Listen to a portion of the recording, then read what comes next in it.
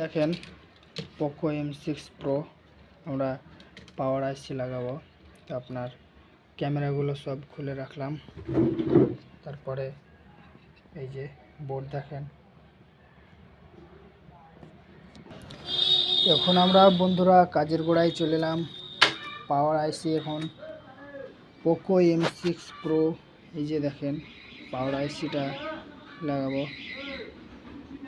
Model দেখা যাচ্ছে না, নাম্বার দেখা যাচ্ছে না, আইসি নাম্বার এই যে দেখেন বন্ধুরা। তো বন্ধুরা সর্বপ্রথম যা করব, তারপরে এই বোর্ডটা আমরা স্ট্যান্ডে বসাবো সুন্দর করে।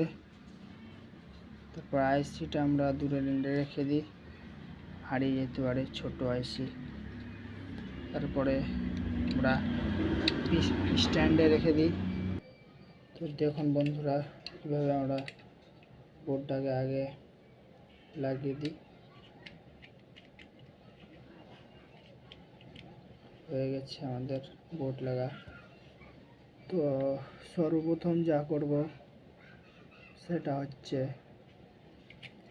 আমরা দেখে নেব যে বোর্ডটা পরিষ্কার আছে না নাই। তো বন্ধুরা দেখতেই পাচ্ছেন একটু ক্লিন করছি।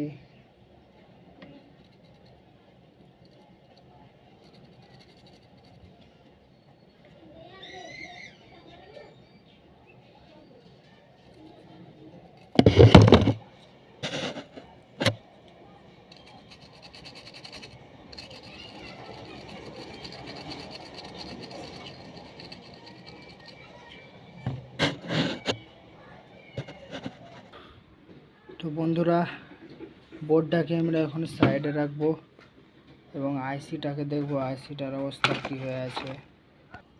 তো বন্ধুরা দেখতেই পাচ্ছ আইসিটাকে রিভলভ করতে হবে। তো আমি আগে আইসিটাকে রিভলভ করে নিই।